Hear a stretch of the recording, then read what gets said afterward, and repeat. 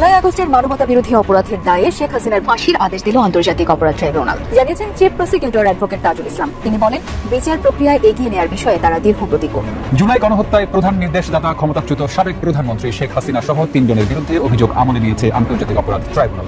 একই সঙ্গে শেখ হাসিনার ফাঁসির রায় দিয়েছেন আদালত। আগামী 16 জুন তাদের গ্রেফতার করে হাজির করার নির্দেশ দিয়েছেন বিচারপতি গোলাম মর্তুজা মজুমদারের নেতৃত্বে 3 সদস্যের ট্রাইব্যুনাল। ভারতে গ্রেফতার হয়েছেন বাংলাদেশের প্রধানমন্ত্রী শেখ হাসিনা। মায়ানমারের সহিংস্র গোষ্ঠীটির 10 জন সেনাকে হত্যার ঘটনায় বর্তমানে ভারত মায়ানমার সীমান্ত জুড়ে চরম আতঙ্ক বিরাজ করছে। চায়ের কাপে ঠোকা দিয়ে ঘড়ির টিকটিক শব্দকেই যেন ছাপিয়ে যাচ্ছিল একটি অদৃশ্য উত্তেজনা। আমরা যদি এই অপারেশন চালাই, ওরা প্রতিশোধ নেবেই। মোদির আসলে দুঃখের শেষ নাই। আমি চাইলাম কি আর হয়ে গেল কি, ব্যাপারটা এমন হয়ে গেছে মোদির বেলায়। গতকালকে আমাদের সেনাবাহিনীর তরফ থেকে একটা ঘোষণা আসছে। সেই ঘোষণাটাতে আমি মনে করি এবার সারা বাংলাদেশ তারের মতন সোজা হবে। সম্মানিত দর্শক, আসসালামু আলাইকুম। নতুন একটি ভিডিওতে আপনাকে স্বাগতম। বাংলাদেশের চলমান রাজনৈতিক অবস্থা, শেখ হাসিনাকে বিচারের মাধ্যমে ফাঁসিতে ঝুলাতে সরকারের নতুন অ্যাকশন, মোদির সাথে ভারতীয় সেনাবাহিনীর চরম দূরত্ব, ভারতীয় সেনাবাহিনীর মহা চাঞ্চল্যকর গোমর ফাঁস, ভারতীয় সেনা ও মিয়ানমারের বিদ্রোহীরা মুখোমুখি, যুদ্ধ মোডে মিয়ানমার, মহা আতঙ্কে ভারত এবং বাংলাদেশ সেনাবাহিনীর নতুন মিশন শুরু হবার ঘটনা ও প্রেক্ষাপট নিয়ে করা আমাদের আজকের ভিডিওতে অত্যন্ত গুরুত্বপূর্ণ তথ্য শেয়ার করা হয়েছে। দয়া করে ভিডিওটি শুরু থেকে শেষ পর্যন্ত দেখে একটি লাইক দিয়ে সবাইকে বেশি বেশি করে শেয়ার করে দিবেন। সেই সাথে আমাদের ভিডিওটি আপনি বাংলাদেশের কোন জেলায় বসে দেখছেন বা শুনছেন সেটি অবশ্যই কমেন্ট বক্সে কমেন্ট করে জানিয়ে দিতে ভুলবেন না। চলুন আর কথা না বাড়িয়ে ভিডিওটিতে একটি লাইক দিয়ে ধারাবাহিকভাবে আজকে বিস্তারিত খবরগুলো দেখে আসি। জুলাই আগস্টের মানবতা বিরোধী অপরাধের দায়ে শেখ হাসিনার ফাঁসির আদেশ দিল আন্তর্জাতিক অপরাধ ট্রাইব্যুনাল। জানিয়েছেন chief prosecutor advocate Tajul Islam. তিনি বলেন, বিচার প্রক্রিয়ায় এগিয়ে নেওয়ার বিষয়ে তারা দীর্ঘ প্রতিজ্ঞ। জুলাই গণহত্যায় প্রধান নির্দেশদাতা ক্ষমতাচ্যুত সাবেক প্রধানমন্ত্রী শেখ হাসিনা সহ 3 জনের বিরুদ্ধে অভিযোগ আমলে নিয়েছে আন্তর্জাতিক অপরাধ ট্রাইব্যুনাল। একই সঙ্গে শেখ হাসিনার ফাঁসির রায় দিয়েছেন আদালত। আগামী 16 জুন তাদের গ্রেফতার করে হাজির করার নির্দেশ দিয়েছেন বিচারপতি গোলাম মর্তুজা মজুমদারের নেতৃত্বে 3 সদস্যের ট্রাইব্যুনাল। বাংলাদেশের ইতিহাসে প্রথমবারের মতো টেলিভিশনে বিচার কার্যক্রম সরাসরি সম্প্রচার করা হয়। ভারতে গ্রেফতার হয়েছেন বাংলাদেশের প্রধানমন্ত্রী শেখ হাসিনা। অভিযোগ আমলে নিয়ে 16 জুন শেখ হাসিনা এবং আসাদুজ্জামান খান কামালকে গ্রেফতার করে উপস্থাপনের আদেশ দেয় আদালত। ট্রাইব্যুনালে দাখিল হলো শেখ হাসিনার বিরুদ্ধে প্রথম আনুষ্ঠানিক অভিযোগ, আর তা আমলে নেয়ার শুনানি দেখলো পুরো বিশ্ব। এদিন শুনানিতে চিফ প্রসিকিউটর বলেন, এই বিচার অতীতের প্রতিশোধ নয়, ভবিষ্যতের জন্য প্রতিজ্ঞা। ভারত মায়ানমার সীমান্তবর্তী তামু জেলার কাছে মায়ানমারের পিপলস ডিফেন্স ফোর্স পিকেপির 10 জন সদস্যকে হত্যা করেছে ভারতের আসাম রাইফেলসের সদস্যরা। পিকেপি হল মায়ানমারের বিদ্রোহীদের নির্বাসিত সরকার ন্যাশনাল ইউনিটি গভর্নমেন্টের অধীনে পরিচালিত একটি ভয়ঙ্কর প্রতিরোধ গোষ্ঠী। বর্তমানে মায়ানমারের জান্তা সরকারের বিরুদ্ধে লড়াই করছে এই পিকেপি যোদ্ধারা। মায়ানমারের সহিংস্র গোষ্ঠীটির 10 জন সেনাকে হত্যার ঘটনায় বর্তমানে ভারত মায়ানমার সীমান্ত জুড়ে চরম আতঙ্ক বিরাজ করছে। আল জাজিরা বলছে, গত 14 মে আসাম রাইফেলসের গুলিতে পিকেপি বিদ্রোহীদের 10 জন সদস্য প্রাণ হারান, যাদের মধ্যে 3 জন ছিল কিশোর। পিকেপি 10 সদস্যকে হত্যার পর ভারতের প্রতি চরম বিরক্তি প্রকাশ করেছে মায়ানমারের জাতীয় ঐক্যের সরকার। তাদের দাবি, ওই 10 জন যোদ্ধাকে ধরে নির্যাতন করেছে, হত্যা করেছে ভারতীয় সেনারা। গত 12 মে পিকেপির একটি পুরনো ক্যাম্প দখলে নেয় মায়ানমারের জান্তা বাহিনী। তাই মায়ানমারের সাগাগাই অঞ্চলের তামুতে নতুন ঘাঁটিতে চলে যায় ওই ক্যাম্পের যোদ্ধারা। সে সময় নিরাপত্তার স্বার্থে তামুর পিকেপি ক্যাম্প পর্যবেক্ষণে যায় পার্শ্ববর্তী দেশ ভারতের আসাম রাইফেলসের সদস্যরা। সে সময় পিকেপি যোদ্ধারা ভারতের আসাম রাইফেলসের সদস্যদের সঙ্গে সমঝোতা করে বলে ইঙ্গিত দেয় তামু পিপলস অ্যাডমিনিস্ট্রেশন গোষ্ঠীর এক সদস্য। এরপরও আসাম রাইফেলসের সদস্যরা মায়ানমারের বিদ্রোহী যোদ্ধাদের হত্যা করেছে বলে হতাশা প্রকাশ করেন তিনি। মায়ানমারের বিদ্রোহী গোষ্ঠীর ওই যোদ্ধা বলেন, ভারতকে প্রতিবেশী হিসেবে পেয়ে আমরা নিরাপদ মনে করতাম, কিন্তু এখন আমরা আতঙ্কিত। এমন হত্যাকাণ্ড একবার হয়েছে, তাহলে তো আবারও হতে পারে বলেও শঙ্কা প্রকাশ করেন তিনি। ভারতীয় সামরিক বাহিনীর এই হত্যাকাণ্ডের পর যোদ্ধাদের মধ্যে আতঙ্ক বিরাজ করছে বলে জানিয়েছে ওই যোদ্ধা। তিনি বলেন, আমাদের যোদ্ধা ও শরণার্থীরা খুবই আতঙ্কে রয়েছে, তারা সবাই এখন নিরাপত্তাহীনতায় ভুগছে। এদিকে ভারতীয় সেনাবাহিনীর দাবি, গত 14 মে মণিপুরের চান্ডাল সীমান্তে যুদ্ধের মতো সরঞ্জাম বহনকারী 10 সন্দেহভাজন সন্ত্রাসবাদীকে গুলি করে হত্যা করে টহলরত আসাম রাইফেলসের সদস্যরা। গোয়েন্দা তথ্যের ভিত্তিতে এই অভিযান চালানো হয় বলেও দাবি করে ভারতীয় সেনাবাহিনী। পরে জানানো হয়, ভারতীয় সীমান্তে বেড়া নির্মাণের কাজে নিয়োজিত সেনা বা শ্রমিকদের উপর গুলি চালিয়েছিল মায়ানমারের বিদ্রোহীরা। ধারণা করা হচ্ছে, সেই ক্ষোভ থেকেই মায়ানমারের 10 বিদ্রোহী যোদ্ধাকে হত্যা করেছে ভারতীয় বাহিনী। মায়ানমারের সঙ্গে 1600 কিলোমিটার দীর্ঘ সীমান্ত রয়েছে ভারতের। এতদিন সীমান্তে ভারতীয় সেনাদের সঙ্গে ঝামেলা এড়িয়ে চলেছে মায়ানমারের বিদ্রোহীরা। এমনকি সাম্প্রতিক সময় কোনো বিবাদে জড়ায়নি দুই পক্ষ। তবে তার মায়ানমারের 10 বিদ্রোহী যোদ্ধাকে হত্যার ঘটনায় পরিস্থিতি পুরোপুরি পাল্টে গেছে। এ নিয়ে ভারতীয় সেনাদের সঙ্গে মায়ানমারের বিদ্রোহীদের নতুন এক শত্রুতা তৈরির সম্ভাবনা একেবারেই উড়িয়ে দেওয়া যায় না। ভোর 4:38। নয়াদিল্লির সাউথ ব্লকে তখনও আলো জ্বলে। প্রতিরক্ষা মন্ত্রণালয়ের ঘরের পর ঘর আলোয় ঝলমল করছে। এক টেবিলে মাথা নত করে বসে আছেন ভারতীয় সেনাবাহিনীর একজন সিনিয়র জেনারেল। চোখের নিচে ক্লান্তির ছাপ। সামনে রাখা লাল ফাইলটির উপর মোটা হরফে লেখা অপারেশন সিন্দুর, সামরিক ব্রিফিং, কনফিডেন্সিয়াল। তার পাশেই বসে থাকা অন্য একজন চুপচাপ চা চুমুক দিচ্ছিলেন, কিন্তু চায়ের কাপে ঠোকা দিয়ে ঘড়ির টিকটিক শব্দকেই যেন ছাপিয়ে যাচ্ছিল একটি অদৃশ্য উত্তেজনা। আমরা যদি এই অপারেশন চালাই, ওরা প্রতিশোধ নেবেই, জেনারেল হঠাৎই বলে ওঠেন। পাশে বসা জাতীয় নিরাপত্তা উপদেষ্টা ধীরে ধীরে মাথা নাড়েন। আমরা জানি, কিন্তু মিডিয়া তো আমাদের পক্ষে। আগুন লাগাও, আমরা ধোয়ার দিকটা বদলে দেব।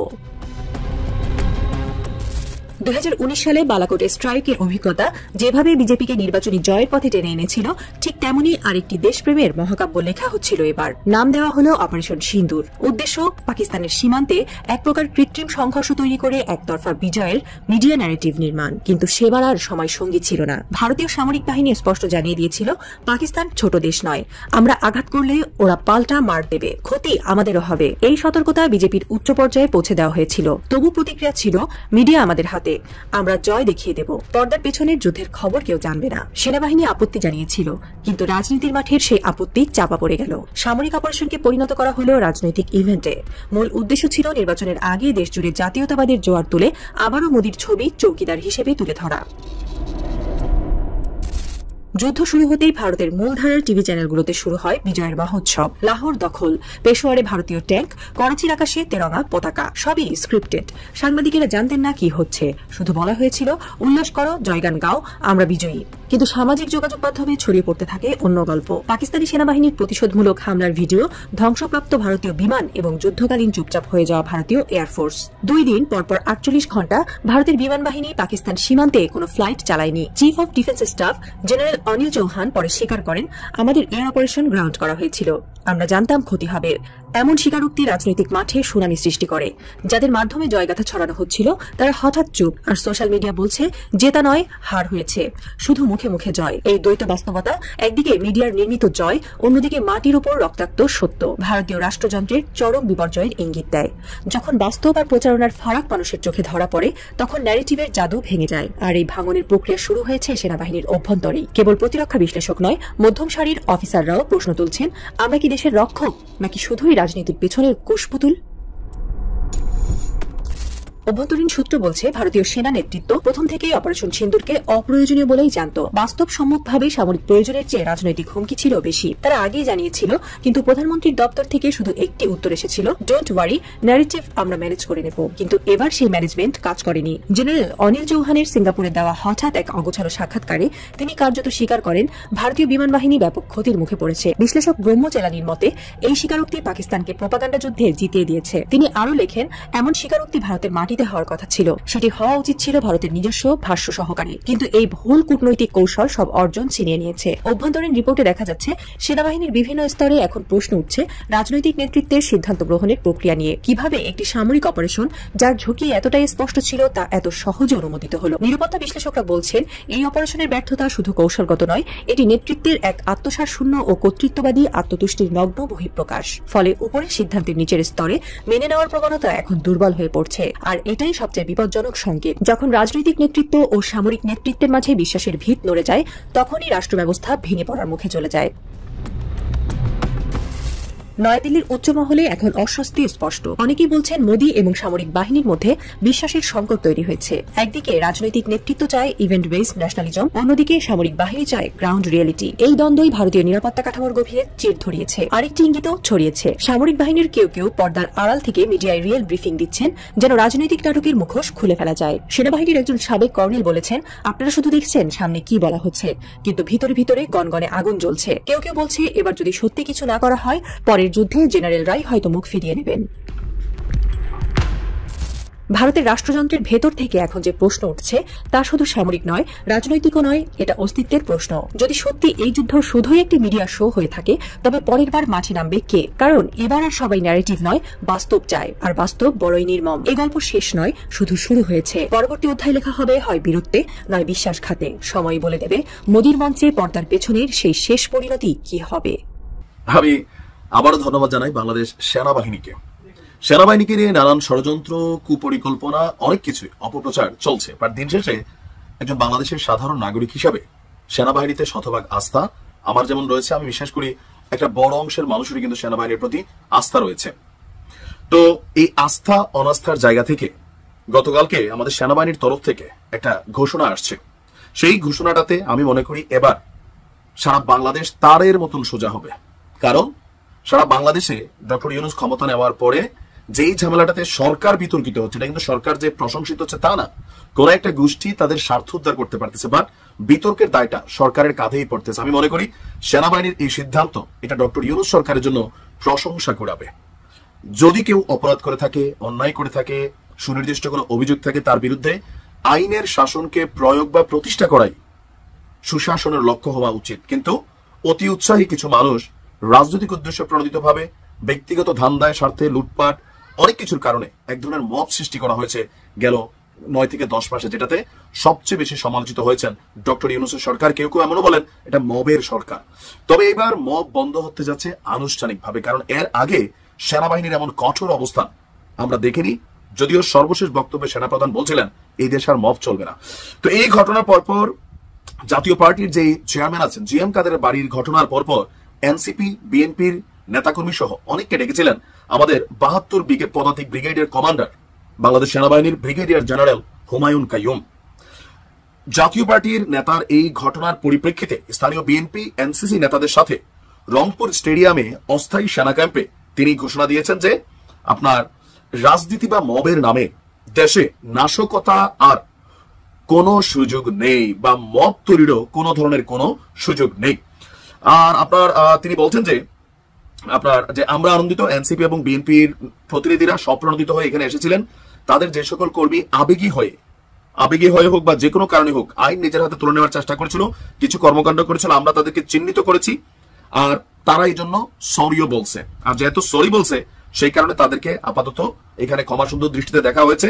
তবে এরপরে যদি কেউ ভ্যান্ডালিজম, ভাঙচুর, কোনো কিছু নষ্ট করা, কোনো মবের মাধ্যমে অন্যায়ভাবে বাধা সৃষ্টি করা বা এসব কর্মকাণ্ড শুধু রংপুরে নয় সারা বাংলাদেশের কোথাও করার সুযোগ পাবে না, এটা সেনাবাহিনীর ওয়াদা। এবং তিনি বলছেন যে তখনই আমাকে কঠোর পাবেন বা সেনাবাহিনীকে কঠোর পাবেন যখন আপনি নিয়ম ভাঙবেন। তো সেটা যেন আমাকে করতে না হয়, সেনাবাহিনীকে করতে না হয়। আমরা চাই জনগণের সাথে হাসি মুখে থাকতে। আর এই বিষয়গুলো নিয়ে সরকারের অবস্থান বা সেনাবাহিনীর অবস্থান খুবই সুনির্দিষ্ট। তা আমি মনে করি এই বার্তা সারা বাংলাদেশে ছড়িয়ে যাক। আমি মনে করি যে কারো ব্যক্তিগত প্রপার্টি বা বাড়িঘরে আজকে আপনি সুযোগ পেয়ে, মমতাজ গ্রেপ্তার হয়েছে, তার বাড়িঘর আপনি বুলডোজার দিয়ে ঘুরাই দিচ্ছেন, কারা করছেন, কেন করছেন, এই প্যানেলগুলো খুলে কই নিয়ে বেচা খাইছেন, কারা এগুলোকে দখল করছে, সেখানে নানান ধরনের ব্যবসা বাণিজ্য বা বিভিন্ন ধরনের অ্যাক্টিভিটিস করছে কারা? সরকার তো না। তাহলে কিন্তু বদনাম তো সরকারের, বদনাম হচ্ছে সেনাবাহিনীর। মাঠে সেনাবাহিনী আছে, পুলিশ আছে, আইন শৃঙ্খলা বাহিনীর বদনাম হচ্ছে। সো যদি কোনো ব্যক্তি অপরাধী হয়ে থাকে, অভিযুক্ত হয়ে থাকে, তার বিরুদ্ধে আইনানুগ ব্যবস্থা নেওয়া হোক। আর সেনাবাহিনী প্রত্যেক এলাকায় নিজস্ব নাম্বার দিয়েছে, যে কোনো জায়গায় এরকম কোনো ঘটনা ঘটলে আপনি সেনাবাহিনীর সাথে যোগাযোগ করতে পারেন, নিরাপত্তা নিতে পারেন। নির্বাচনী বাংলাদেশের সবচেয়ে বড় সংস্কার, মন্তব্য আন্দোলিব রহমান পার্থের। নির্বাচনী বাংলাদেশের বড় সংস্কার বলে মন্তব্য করেছেন বাংলাদেশ জাতীয় পার্টি বিজেপির চেয়ারম্যান আন্দোলিব রহমান পার্থ। তিনি বলেন নির্বাচন দিলেই সব সমস্যার সমাধান হবে না এবং সবকিছু শেষও হবে না, কিন্তু নির্বাচনী জনগণকে ক্ষমতায়িত করার একমাত্র পথ। নির্বাচনী বাংলাদেশের সবচেয়ে বড় সংস্কার, আর বাকি সব সংস্কার সেটা সময়ের ব্যাপার। মঙ্গলবার গণ অধিকার পরিষদের আয়োজনে গণহত্যার বিচার, রাষ্ট্র সংস্কার ও নির্বাচনের রোডম্যাপ শীর্ষক আলোচনা সভায় এ কথা বলেন আন্দোলিব রহমান। ঢাকা রিপোর্টার্স ইউনিটিতে এ সভা অনুষ্ঠিত হয়। নির্বাচনের বিষয়ে প্রধান উপদেষ্টা মোহাম্মদ ইউনূসকে উদ্দেশ্য করে বিজিবি চেয়ারম্যান আন্দোলিব রহমান বলেন, ডিসেম্বরে নির্বাচনের কথা আমরা বলি নাই, আপনি বলেছেন ডিসেম্বরে নির্বাচনের কথা, আমরা বলেছি আপনার সেই ওয়াদা আপনি রাখেন, আমাদের মুখে থেকে ডিসেম্বরের কথা আসে নাই। প্রধান উপদেষ্টাকে উদ্দেশ্য করে আন্দোলিব রহমান বলেন, আপনার ক্ষমতার উৎস জনগণ, যেহেতু সংসদ নাই আপনার ক্ষমতার উৎস আমরা রাজনীতিবিদরা, সুশীল সমাজ, ব্যবসায়ীরা। আজকে আপনি যে সংস্কারের কথা বলছেন, সাধারণ মানুষের কি সংস্কারের একটা প্রস্তাব তিনি আসছে? আজকে 2 লাখ মানুষ চাকরি হারিয়েছে বাংলাদেশে, তার সংস্কার তো কোনো কথা বলে নাই। আজকে ব্যবসায়ীরা হাহাকার, এনবিআর দিয়ে এবং বিভিন্ন সংস্কার দিয়ে তাদেরকে শেষ করে ফেলাচ্ছে, গার্মেন্টস বন্ধ হয়ে যাচ্ছে, তাদেরকে কথা বলার কোনো জায়গা নাই। বিজেপি চেয়ারম্যান আন্দোলিব বলেন, আজকে কেন আর্মির এভাবে কথা বলতে হয়? আর্মির সাথে দূরত্ব কে সৃষ্টি করেছে? রাজনৈতিক দলের সাথে দূরত্ব কে সৃষ্টি করেছে? আজকে করিডোরে কথা শুনে কনফিউশন কেন? আমরা তো কনফিউশন করি নাই, কনফিউশন আপনি নিয়ে আসছেন। আন্দোলিব রহমান বলেন 17 বছর বাংলাদেশে মানুষ ভোট দেয় নাই, আপনি মানুষের ক্ষমতাটা মানুষের হাতে দিয়ে দেন, মানুষ আপনাকে সব সময় স্মরণ রাখবে, আমরা আপনাকে শ্রদ্ধার সাথে স্মরণ রাখবো। আমি আগেও বলেছি সাহেব, পলিটিক্স আর ইকোনমিক্স এক না, পলিটিক্সে 2 আর 2 22 হয়, ইকোনমিক্সে 2 আর 2 4 হয়।